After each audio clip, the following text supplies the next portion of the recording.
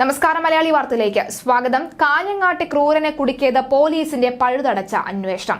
ഏതായാലും ഇപ്പോൾ ഈ പ്രതിയെ 9 വയസ്സുകാരിയെ പീഡിപ്പിച്ച ഈ പ്രതിയെ ഇപ്പോൾ സംഭവ സ്ഥലത്തേക്ക് കൊണ്ടുവന്നിട്ടുണ്ട്.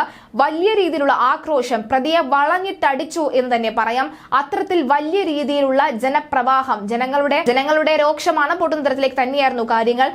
ഇയാളെ ഈ പ്രതിയെ കൊണ്ടുപോകാൻ ഞങ്ങൾ സമ്മതിക്കുകയില്ല എന്ന് പറഞ്ഞുകൊണ്ട് ഈ പോലീസ് വണ്ടിയെ പൂർണ്ണമായും വളഞ്ഞുകൊണ്ട് ഈ പ്രതിയെ പൂർണ്ണമായും വളഞ്ഞുകൊണ്ടും ഈ ജനങ്ങൾ നിൽക്കുന്നുണ്ടായിരുന്നു. ജനങ്ങൾ ഇയാളുടെ തലയ്ക്കടിക്കുന്നതടക്കമുള്ള ദൃശ്യങ്ങൾ നമുക്ക് വ്യക്തമായി തന്നെ കാണാം. ഇവന് ഞങ്ങൾക്ക് വിട്ടു തന്നോളൂ സാറേ എന്ന് പറഞ്ഞുകൊണ്ടാണ് ജനപ്രവാഹം അവിടേക്ക് തടിച്ചുകൂടിയത്. അമ്മമാരും പെങ്ങന്മാരും അതുപോലെ തന്നെ എല്ലാവരും തന്നെ തടിച്ചുകൂടുന്ന ഒരു കാഴ്ചയാണ് കാണാൻ സാധിച്ചത്. എന്തായാലും ഈ ക്രൂരനെ കുടുക്കിയത് പോലീസിന്റെ പഴുതടച്ച അന്വേഷണം തന്നെയാണ്. പ്രതി കാഞ്ഞങ്ങാട്ടെ ഭാര്യ വീട്ടിൽ താമസിക്കുന്ന PA സലീം എന്ന് മനസ്സിലാക്കിയതോടുകൂടി പോലീസ് ഇയാളുടെ ചരിത്രം മൊത്തം ചികഞ്ഞു. ഇതിൽ കാഞ്ഞങ്ങാട് ഭാര്യയുള്ള ഈ പ്രതിക്ക് സ്വന്തം നാടായ കുടകിൽ പെൺ സുഹൃത്തുണ്ട് എന്നും മനസ്സിലായി. ഈ കണ്ടെത്തലാണ് 9ാം നാൾ പീഡകനെ പിടിയിലായത്. പെൺ സുഹൃത്തിനെ പോലീസ് കണ്ടെത്തിയത് സലീം അറിഞ്ഞില്ല. ഈ വീഴ്ചയാണ് അറസ്റ്റായി മാറിയത്. സലീമിന് സ്വന്തമായി ഫോണില്ലെന്ന് മനസ്സിലാക്കിയ പോലീസ് ഭാര്യയുടെയും അമ്മയുടെയും കുടകിലെ പെൺ സുഹൃത്തിന്റെയും ഒക്കെ ഫോൺ നമ്പർ വാങ്ങി നിരീക്ഷിച്ചു. ആന്ധ്രയിൽ നിന്ന് കുടകിലെ പെൺ സുഹൃത്തിന് ഒരു കോൾ വന്നു. ആ സമയം മൈസൂരു മാണ്ഡിയിലുണ്ടായിരുന്ന SI Abubakar Kallayi, senior civil police ഓഫീസർമാരായ ഷാജു കരിവള്ളൂർ, രാജേഷ്, അതുപോലെ തന്നെ ജിനോഷ്, സിവിൽ പോലീസ് ഓഫീസർമാർ തുടങ്ങിയവരൊക്കെയാണ് ഈ ആന്ധ്രയിൽ പോയി പ്രതിയെ തൂക്കിയത്.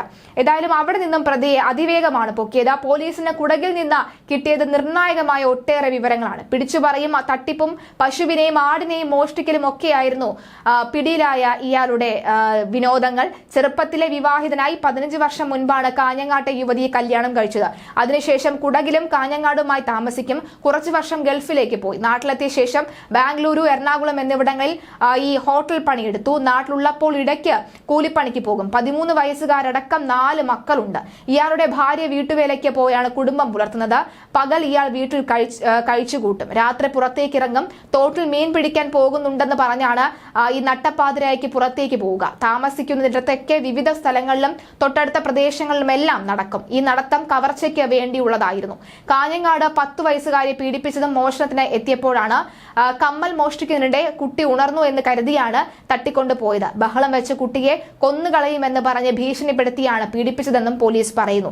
സംഭവശേഷം വഴിയിൽ മദ്യപിച്ച് കിടന്ന ആളുടെ മൊബൈൽ ഫോണിൽ നിന്ന് ഇയാൾ വീട്ടിലേക്ക് വിളിച്ചു. കർണാടകയിലുള്ള സുഹൃത്തിന്റെ അടുത്തേക്ക് പോകാനായിരുന്നു സലീമിന്റെ പദ്ധതി. എന്തായാലും ഇയാളെ ഇപ്പോൾ പിടിക്കുകയും തെളിവെടുക്കാനായി കൊണ്ടുവന്നപ്പോഴാണ് പോലീസിനെ മറച്ചുകൊണ്ട് അല്ലെങ്കിൽ പോലീസിനെ പൂർണ്ണമായി മാറ്റിക്കൊണ്ട് നാട്ടുകാർ കയറി ഇയാളെ കൈകാര്യം ചെയ്തത്. എന്തായാലും നാട്ടുകാർക്ക് ബിഗ് സല്യൂട്ടുമായി സമൂഹ മാധ്യമം അടക്കമുള്ളവർ രംഗത്തെത്തുകയാണ്.